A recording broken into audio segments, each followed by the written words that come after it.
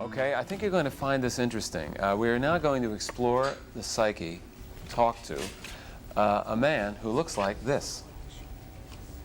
This is a man. His name is Kevin Boyce. Now, Kevin, we really don't know each other, although in the New York night scene over the years, I have seen you and we've chatted briefly. We're having you on the show today to talk about androgyny. How do you define what androgynous means? Well, I think it's sort of a mixture between male and female, bringing it together, and really not.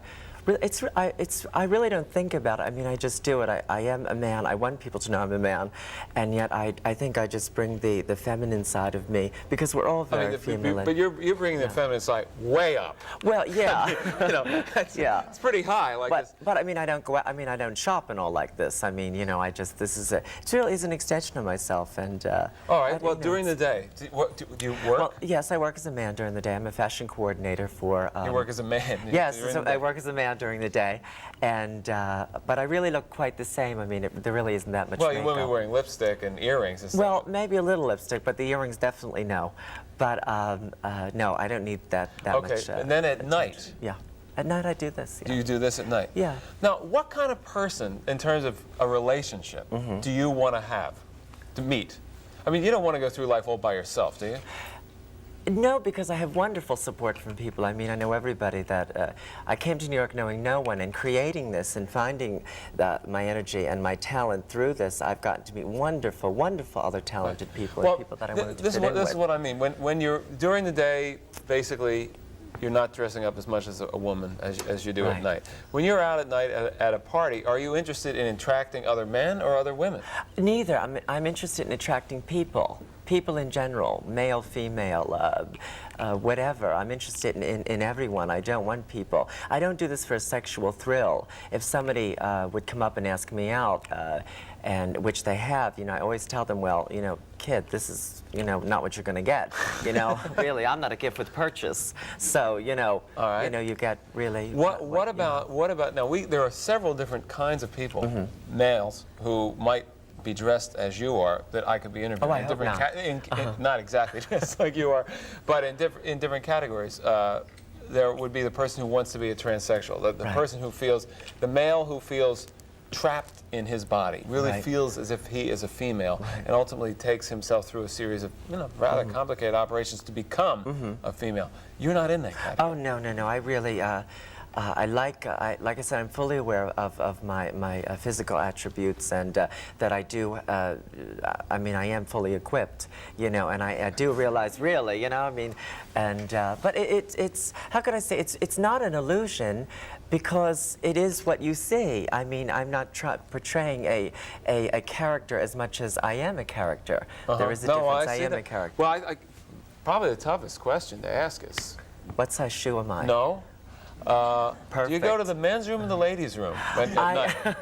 No, I tell you the truth, I have, because it's so wild, because sometimes I go to the men's room if I just want to stir, and then when I go to the ladies' room, I think it takes people a minute, because I don't, like I said, I have all my body here, and I don't wear false nails, and as you can see through the stockings, probably my tattoo from the Army. No, and I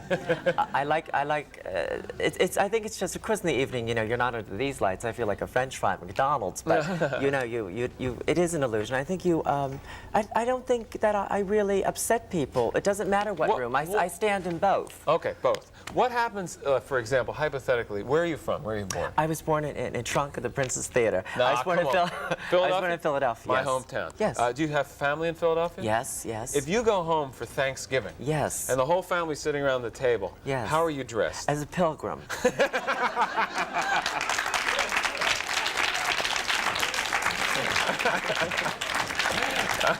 But Mrs. Stuyvesant, yes. Mrs. Stuyvesant. Oh, that's funny. No, I dress as Kevin, you know. I dress as Kevin. They know me as Kevin. They accept me as Kevin. He said, you know, my sisters are a little jealous because I look a little better. Hey, Kevin, when did this first come out? Probably 3 minutes after my mother said, "What is it?" Yeah, yeah. It really came out. I'll tell you the truth. I created the character originally to get in the Studio 54. I know it sounds crazy, but it is true. I wanted to get in there, so you know. That's why I created Steve it. Rubell's effect on our culture is Yes, profound. it's true, and he did. And he affected my life and gave me a stage and a platform to portray the character. And Now, I are did you it really as a serious, meaning that if there had never been the whole giant surge of energy and unique nightlife that came about with Studio 54 and Xenon and now Visage and so forth and so on, you wouldn't have gotten into doing this, you think? I'll tell you the truth. I originally, because I enjoyed these boys immensely, I originally came to New York to become an impressionist. I do 20 women live in my repertoire plus 5 men. And I came to New York and I went to a voice teacher and they said to me, this and that and whatever. And I didn't think I really didn't want to work that hard.